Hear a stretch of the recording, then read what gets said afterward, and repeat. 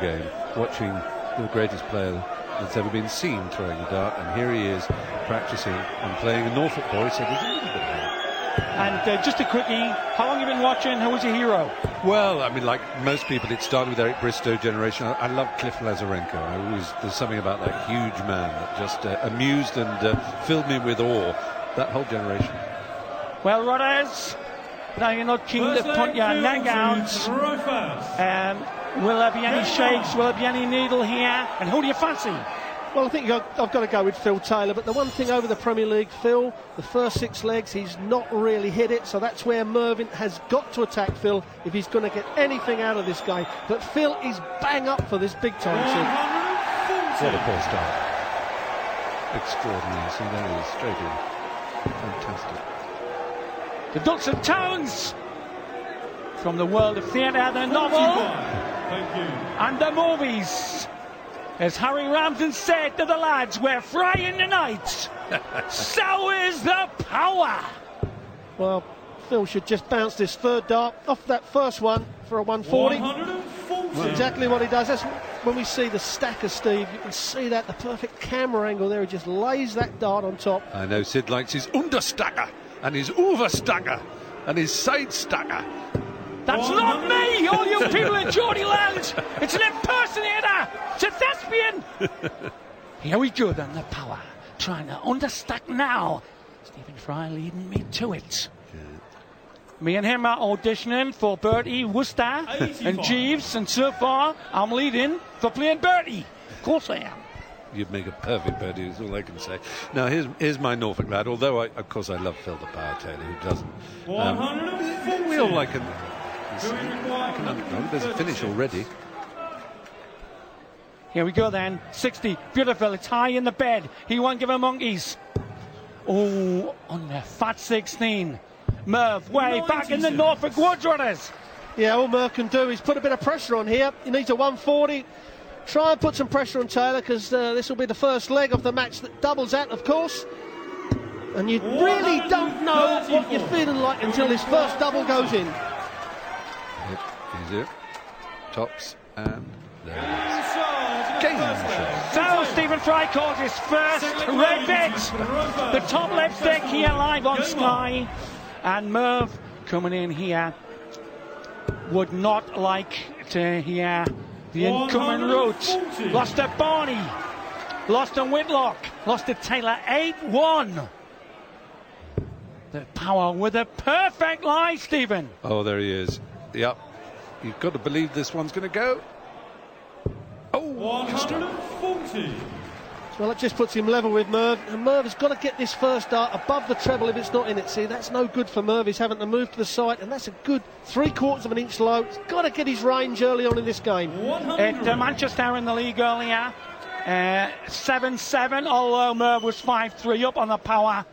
And at Aberdeen, he put in a crippler. In the first league, he's trying to beat people 11-1. He got an 8-0 the second time we had it, and at Aberdeen he did 8-1 over Merv. So Merv has got. Next door at Wembley, there's a slippery pitch. This lad has got to fight against a slippery slope. It's true enough. We just saw Taylor with one of his very rare 3 darters, which wasn't in 3 figures. He got a 60. Now he's going to look at that. How still his body is. It's awesome, isn't it? Orson Welles would have been proud of that body. Still an understacker now. He's coming for cover, runners. Yeah, that's not enough. That only puts him around level. So now 6 darts from here, Mervyn, and you'll take this leg. And you've got to feel, now that's a good dart. There's plenty of room to the right. Ooh. If you're just coming in, James Wade 4-1 up, then the Aussie pegged back. Jim's eventually the winner, the holder through to play whoever wins this one. He's landing, Stephen, a bit high in the bed. Oh, ooh, maybe yeah, big mouth. Look at that. Oh, what was he going for? Was he going for the... Yeah, he wanted 82, so he's going for a 25, or the bullseye. The bullseye would have left him double 16, the 25, then 17 double top, so... Set up nicely, as Rudders would say. Right then, for 2-zip. The 4 times holder of this title. Merv beat him 10-6. 20 double 16 or 12 tops. Tops, come on. It's there. Come on, it's not in the legs again. Sorry, that's wrong with me. I should have been impartial, but Keep your heart where your mouth is. Game on. Stephen on telly yesterday said that the game of darts was like acting. You had to maintain control as well as confidence. that's right. Kind of relaxation and yet at the same time concentration. And if one of them goes, you're lost. But if they're there together, you're in that absolute 140. zone. Well, a guy we've got to watch for loss of concentration. So we see these very odd-shaped darts with a bevel. He made them in metalwork when he was 15. They do alter narrow lies with their beveled surface rod. Yeah, they certainly do. If they take a bad deflection off a Merv's darts instead of Phil's, they just bounce in. Now he'll just come to the left of that dart. Oh, he's gone to the right. And to listen next, he's equalled the world record average. He's on 116.6. Good. Taylor, Merv, struggling, and he's on 105. Fantastic! Speed of it is astonishing, isn't it? That's the trouble. He bounces you out before you even know you've been in a match. Ooh. Stay down. 58. Lost the weight a bit there, Taylor, of these darts. These are these darts. Are there lost- regulations about these bevels and things then? I mean, can a dart be however you want it to be? More or less, right? Yes, it can be.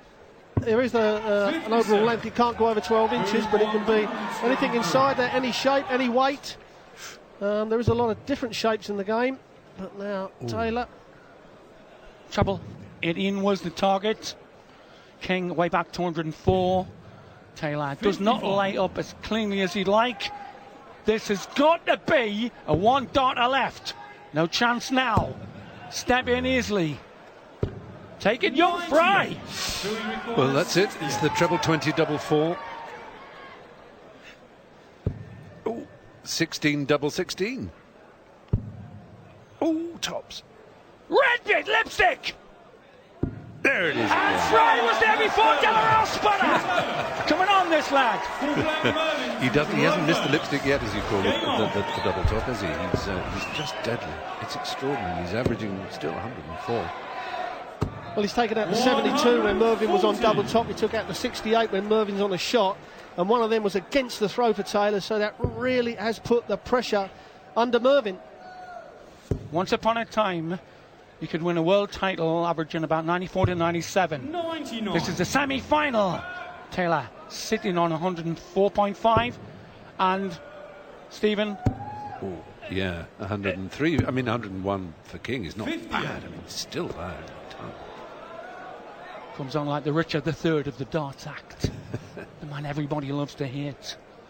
But also Taylor is after an 8-0. Yeah. Last time, Oh, he'd love it, wouldn't he? a couple of weeks ago, 8-1. And that will not be just for him, but it will be for Wade.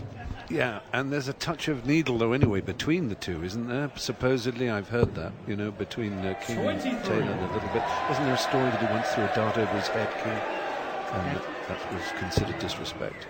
Taylor bent to pick up a dart. Merv threw it, but broke the protocol. Yeah. And he is looking for There he is again. 180. a whitewash. They know it.